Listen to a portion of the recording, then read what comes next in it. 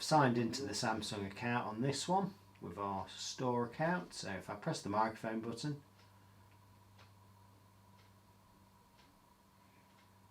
so next, select later. So you can have it where the microphone's always active. I'm going to do it where I hold the button down, so I'll say later. So one good thing, you can say BBC iPlayer.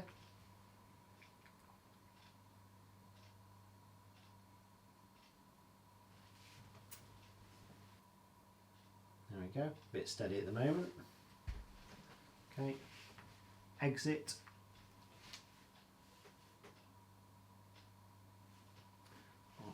YouTube, the TV Dan.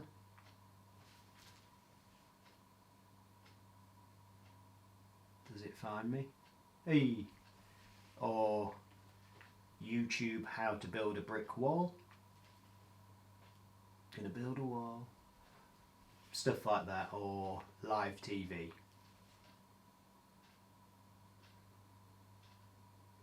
Bro. Okay, so sign into your Samsung account. I selected Bixby because it works okay. Press and hold the microphone button and say what you want. So, tell me the weather.